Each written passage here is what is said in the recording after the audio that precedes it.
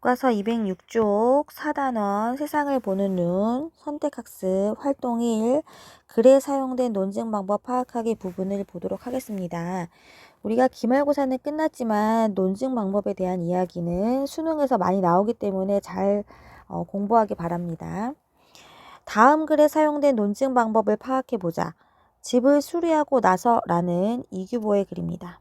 이규보는 1168년 그리고 1241년에 사셨던 분이세요. 그러면 고려시대라고 할 수 있겠죠? 그래서 고려시대 최고의 문장가라고 할 수 있습니다.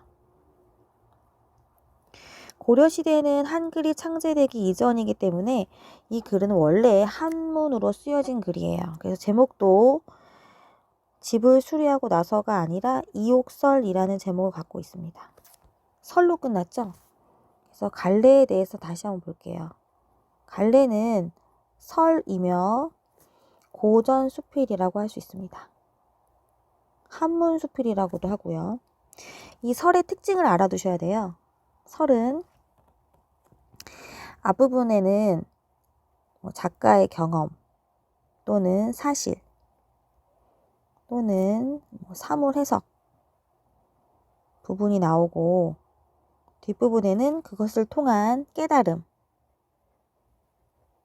그리고 의견을 제시하는 구성을 갖고 있습니다. 이렇게 보면 2단 구성이죠. 그래서 이런 2단 구성을 갖고 있고요. 이 집을 수리하고 나서 이 글도 2단 구성으로도 볼 수 있고 3단 구성으로도 볼 수 있습니다. 그래서 3단 구성에 대한 내용은 앞으로 다시 한번 다뤄볼게요. 설의 기본적인 구성 단계는 2단 구성으로 경험, 사실, 사물의 해석을 통해서 깨달음, 의견을 제시하는 구성을 갖고 있습니다. 자, 그럼 본문을 보도록 할게요.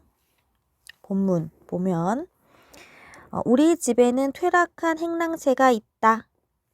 퇴락하다는 낡아서 무너지고 떨어지다 라는 뜻을 갖고 있습니다. 행랑채는 대문 양쪽의 주거 공간을 의미해요. 그래서 대문이 이렇게 있으면 양쪽에 있는 주거 공간, 방을 행랑채라고 합니다. 이 부분을. 이 밑에 보면 그림에서도 이 양쪽에 있는 대문 밖 양쪽에 있는 곳이 행랑채라는 것을 우리가 알 수 있어요. 그런데 그중 3칸이 곧 쓰러질 것만 같아 어쩔 수 없이 전부 수리하게 되었다. 행랑채 중 3칸이 쓰러질 것 같아 어쩔 수 없이 수리하게 되었어요. 이 일이 있기 전, 즉 집을 수리하기 전에 그 퇴락한 3칸 가운데 2칸은 오래전부터 비가 샜었는데 나는 그것을 알고도 그냥 내버려 두다가 미처 수리를 하지 못했고 나머지 1칸은 한 번밖에 비가 새지 않았을 때 급히 기와를 교체하게 되었다. 그래서 나머지 한 칸은 한 번밖에 비가 새지 않았을 때 급히 기와를 교체하게 됐어요. 그래서 2칸은 방치했다가 나중에 수리를 하게 되었고 1칸은 급히 빨리 기와를 교체하게 됐다는 내용이죠. 그런데 이번에 수리를 하고 보니 비가 오래 샌 곳은 석가래와 추녀며 기둥과 들보가 모두 썩어서 못쓰게 되었으므로 경비가 많이 들었고 한 번밖에 비가 새지 않은 곳은 제목이 모두 온전하여 다시 쓸 수 있었기 때문에 비용을 줄일 수 있었다. 다시 말하면 비가 오래 샌 곳, 아까 그 2칸이죠. 비가 오래 샌 곳은 경비가 많이 들었어요. 그죠? 이 첫 번째. 그리고 두 번째. 한 번밖에 비가 새지 않았을 때 급히 교체한 그 부분은 제목이 모두 온전하여 다시 쓸 수 있기 때문에 비용을 줄일 수가 있었어요. 여기까지가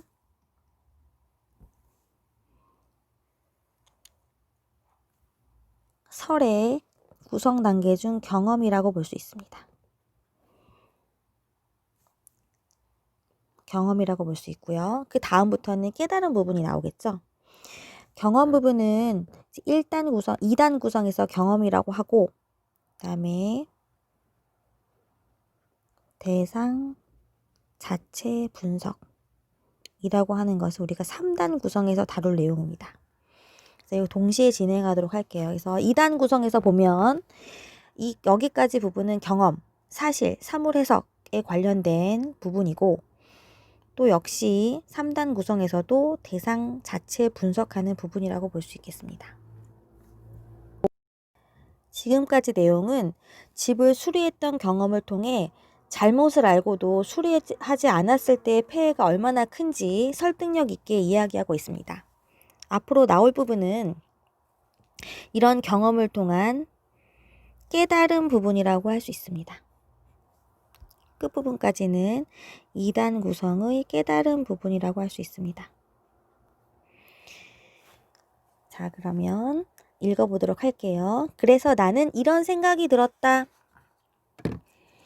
이런 일은 집을 수리한 경험은 사람의 경우에도 마찬가지가 아닐까? 행랑채를 고친 경험을 통해 사람의 경우에까지 적용하는 내용이에요.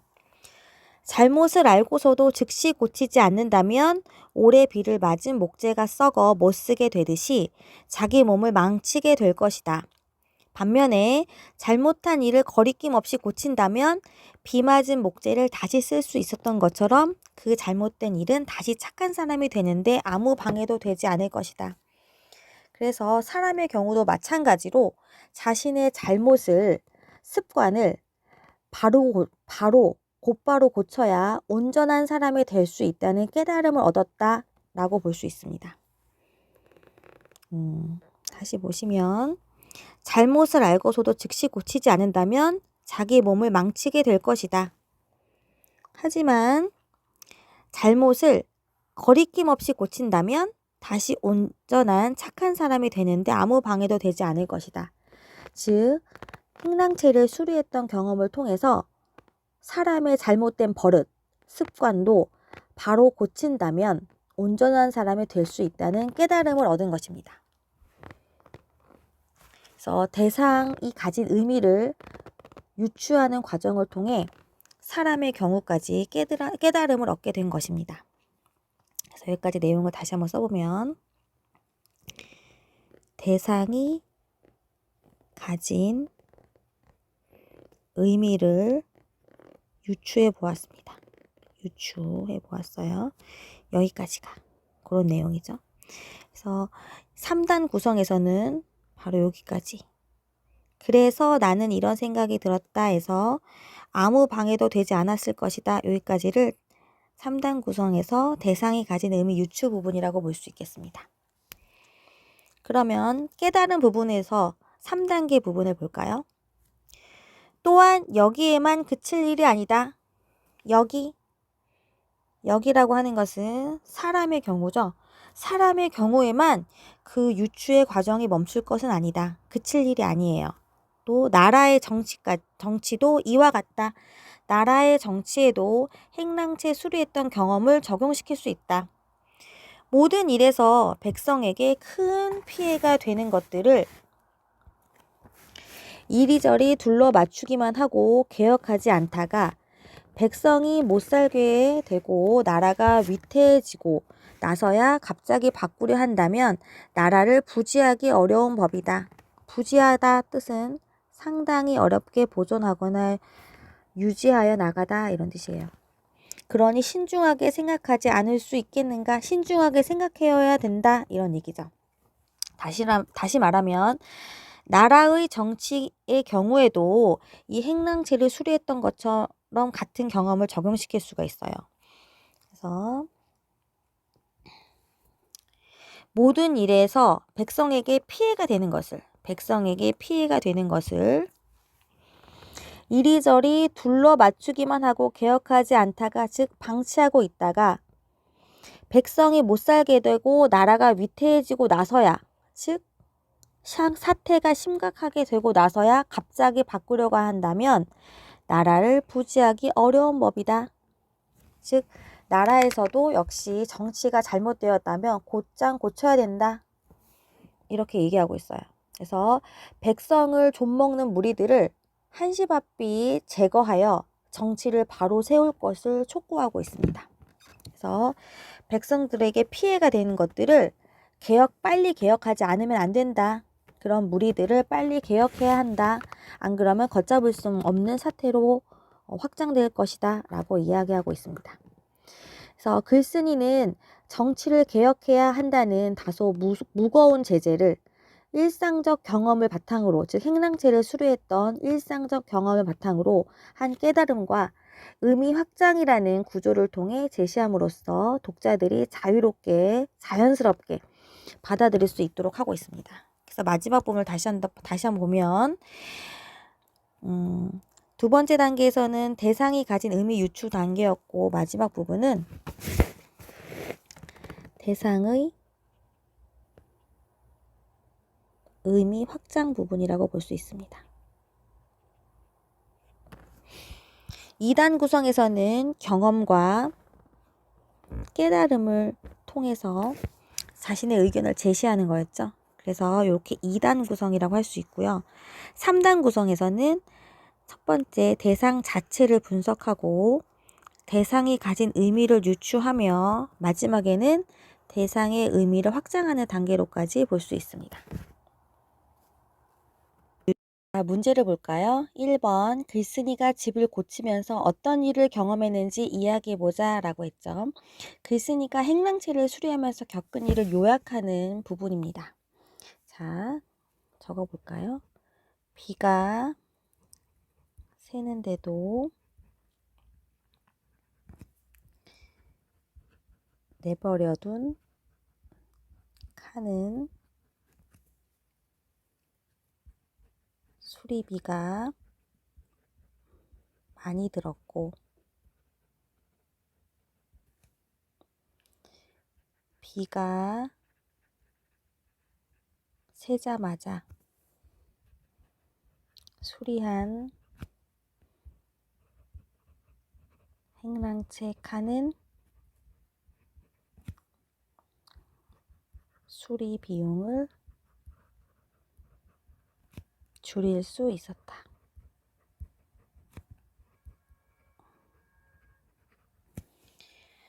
자, 간단하죠? 자, 2번 보세요. 다음 빈칸을 채우고 글쓴이가 자신의 경험을 바탕으로 전하려는 깨달음을 정리해보자. 글쓴이가 집을 고친 경험에서 얻은 깨달음을 파악하는 활동이에요. 행랑체를 수리한 경험이 깨달음을 주고 또 확장되어 가는 과정을 정리해보는 문제라고 할 수 있겠습니다. 자, 그러면 행랑체 수리는 글쓴이의 경험이었죠. 그리고 경험을 통해서 깨달음을 얻게 됩니다. 이렇게 경험 더하기 깨달음은 2단 구성이라고 할 수 있어요. 그리고 3단 구성으로 봤을 때는 행랑체를 수리한 부분은 경험이고 사람의 잘못, 이 부분은 의미를 유추하는 부분이고 사람의 잘못에서 또 나라의 정치까지 의미가 확장되고 있습니다. 이렇게 보면 3단 구성이라고 볼 수 있어요. 자, 행랑체 수리에서의 내용을 보면 비가 새는 부분을 바로 수리하지 않으면 제목을 못 쓰게 되어 수리비가 많이 든다. 사람의 잘못도 빨리 고쳐야 되겠죠? 그래서 잘못을 알고서도 바로 고치지 않으면 자기 몸을 망치게 된다. 이렇게 할 수 있겠어요. 자, 그 다음 나라의 정치 부분을 보죠. 백성에게 큰 피해가 되는 것을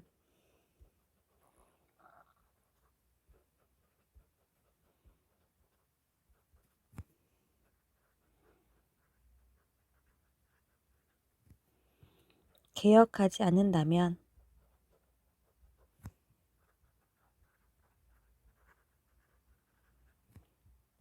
나라를 부지하기 어렵다.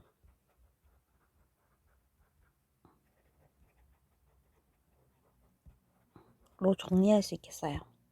자, 이 내용을 통해서 지은이가 궁극적으로 전달하려는 의미는 뭘까요? 우리가 보통 궁극적으로 전달하려는 의미는 주제라고 합니다. 자, 주제는 잘못을 알고 바로 고쳐 나가는 자세의 중요성. 이 주제라고 할 수 있겠습니다. 3번 보세요. 이를 바탕으로 이 글에서 어떤 논증 방법을 사용하여 내용을 전개했는지 친구들과 이야기해보자 라고 했어요. 글쓴이가 자신의 생각을 효과적으로 전달하려고 어떤 논증 방법을 사용하여 내용을 전개했는지 정리해보는 활동이라고 할 수 있겠습니다. 어떤 논증 방법이었는지 확인해 볼까요?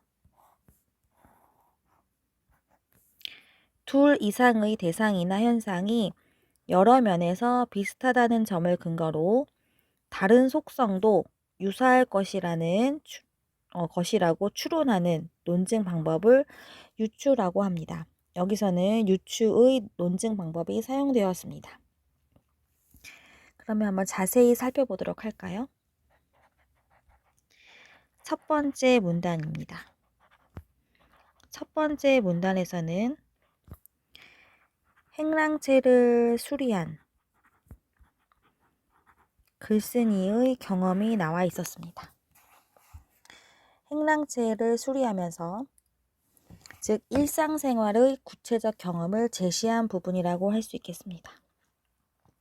비가 새는데도 내버려둔 칸은 수리비가 많이 들었고 비가 새자마자 수리한 칸은 수리 비용을 줄일 수 있었다. 그래서 잘못을 알면 즉시 고쳐야 한다 라고 얘기하고 있습니다. 이것을 3단 구성에서 보았을 때 대상 자체의 분석 부분이라고 할 수 있겠습니다. 자, 첫 번째 문단에서 두 번째 문단으로 넘어갈 때 유추의 방법이 사용됩니다. 즉,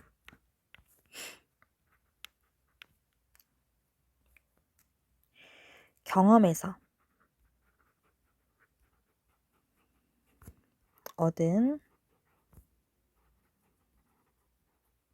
깨달음을 적용하는 부분이라고 볼 수 있겠네요. 자, 그러면 두 번째 문단을 살펴보겠습니다. 두 번째 문단에서는 사람의 경우로 깨달음을 적용하고 있습니다. 자신의 잘못을 알고도 고치지 않으면 점점 더 나빠진다. 잘못을 알고 빨리 고치면 다시 착한 사람이 될 수 있다. 잘못을 알면 곧장 고쳐야 한다. 라고 주장하고 있습니다. 이 부분을 3단 구성으로 봤을 때 대상이 가진 의미 유추 부분이라고 볼 수 있겠습니다. 두 번째 문단에서 세 번째 문단으로 넘어갈 때 역시 유추가 사용되었죠. 그래서 유추 및 확장의 과정을 겪습니다.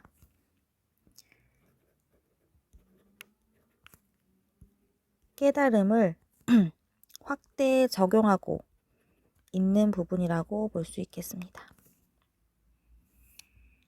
세 번째 문단을 살펴볼까요? 세 번째 문단에서는 정치의 경우로 깨달음이 확장되었습니다. 백성을 좀먹는 무리를 내버려두면 나라가 위태로워진다. 늦기 전에 잘못을 바로잡아야 정치가 올바르게 된다. 라고 주장하고 있습니다. 그래서 대상의 의미 확장 부분이라고 볼 수 있습니다. 자, 이 부분은 2단 구성으로 고쳐보면 첫 번째 부분은 경험 부분이라고 할 수 있고, 두 번째, 세 번째 문단은 깨달음 부분이라고 볼 수 있겠습니다. 글쓴이가 자신의 경험을 제시한 이유는 뭘까요? 즉, 이렇게 하면 효과가 뭘까요? 유추의 방법의 효과는 독자의 이해를 돕고